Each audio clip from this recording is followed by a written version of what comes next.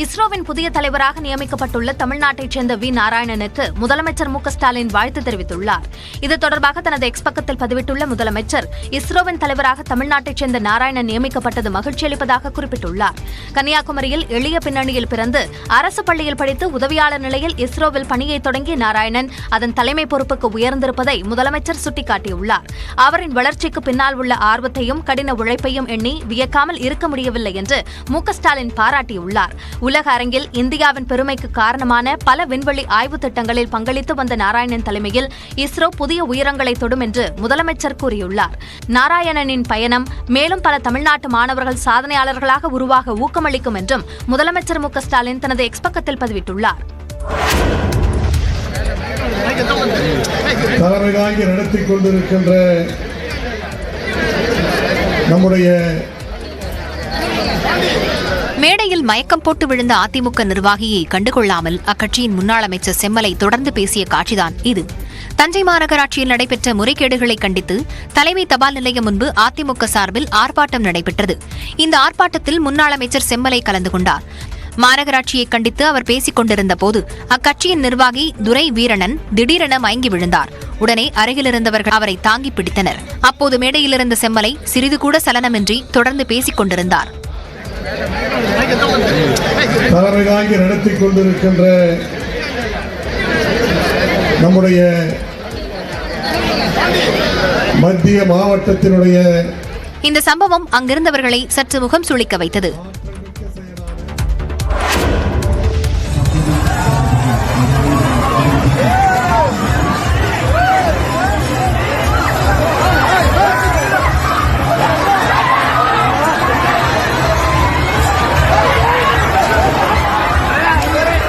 மாநிலத்தில் கோயில் திருவிழாவின் போது மதம் பிடித்த யானை பக்தர் ஒருவரை தூக்கி வீசிய அதிர்ச்சி காட்சிதான் இது.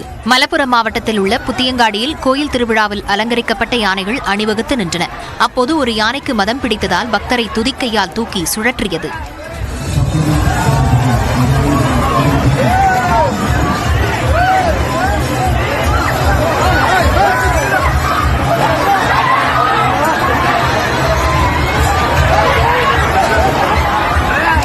மேலும் கூட்டத்தில் இருந்த பக்தர்களையும் அந்த யானை துரத்தி தாக்கியது.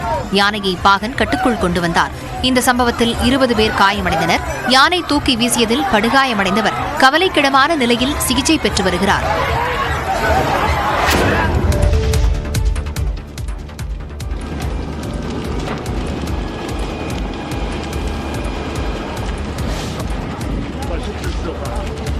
அமெரிக்காவின் கலிபோர்னியா மாகாணத்தில் கட்டுக்கடங்காமல் பரவும் காட்டுத்தீயின் காட்சிகள்தான் இவை.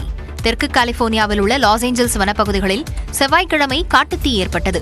அங்கு வீசும் பலத்த காற்று காரணமாக மற்ற பகுதிகளுக்கும் தீ அதிவேகமாக பரவி வருகிறது. பெரும் தொழிலதிபர்களின் வீடுகள் அமைந்துள்ள பசிபிக் பாலிசேட்ஸ் புறநகர் பகுதியை தீ சூழ்ந்துள்ளது.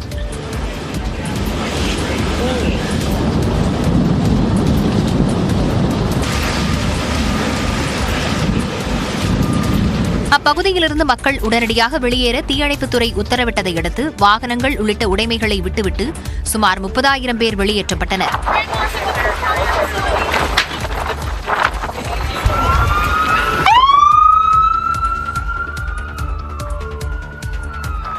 குடியிருப்பு பகுதிகளுக்கு தீ பரவியதால் ஏராளமான வீடுகள் பற்றி எரிகின்றன. இதுவரை 5 சதுர கிலோமீட்டர் பரப்பளவிலான வனப்பகுதி மற்றும் குடியிருப்பு பகுதிகளை காட்டுத்தீ அழித்துவிட்டதாக மாகாண அதிகாரிகள் தெரிவித்துள்ளனர். வனத்தையொட்டிய லாஸ் ஏஞ்சல்ஸ் நகர பகுதியில் உள்ள 13,000த்திற்கும் மேற்பட்ட வீடுகள் ஆபத்தை எதிர்கொண்டுள்ளதால் தீயை கட்டுப்படுத்தும் பணியில் கலிபோர்னியா தீயணைப்புத் துறையினர் தீவிரமாக ஈடுபட்டுள்ளனர். முல்லைப் பெரியாறு அணை விவகாரத்தில் கேரள அரசுக்கு எதிராக உச்சநீதிமன்றத்தில் வழக்கு தொடர உள்ளதாக பெரியாறு வைகை பாசன விவசாயிகள் சங்கம் அறிவித்துள்ளது. பேபி அணையை பலப்படுத்தி முல்லைப் பெரியாறு அணையின் நீர்மட்டத்தை 152 அடியாக உயர்த்த கேரள அரசு எதிர்ப்பு தெரிவித்து வருகிறது. இது தொடர்பாக தேனி மாவட்டம் கம்பம் நகரில் பெரியாறு வைகை பாசன விவசாயிகள் சங்க நிர்வாகிகள் ஆலோசனை நடத்தினர். பின்னர் செய்தியாளர்களை சந்தித்த அவர்கள் தென் தமிழ்நாட்டின் நீராதாரமாக திகழும் முல்லைப் பெரியாறு அணையில் தொடர்ந்து கேரள அரசு சிக்கல்களை ஏற்படுத்தி வருவதாக குற்றஞ்சாட்டினர். முல்லைப் பெரியாறு அணையிலிருந்து உடனடியாக கேரளாவினுடைய மைனர் இரிகேஷன் டிபார்ட்மெண்ட்டை வெளியேற்றணும். அது எங்களுடைய பிரதானமான கோரிக்கை, அது முக்கியமான கோரிக்கை. அந்த டிபார்ட்மெண்ட் தான் இன்னைக்கு அணை என்ன செய்ய மாட்டேங்குது, தமிழக பொறியாளர்களை செயல்பட விடாமல் தடுத்து கொண்டிருக்கிறது. விவசாய பொருட்களை கொண்டு செல்லும்போது கேரள வனத்துறை அனுமதி மறுப்பது உள்ளிட்ட பிரச்சினைகளுக்கும் உச்சநீதிமன்றத்தை நாட உள்ளதாகவும் விவசாயிகள் கூறினர்.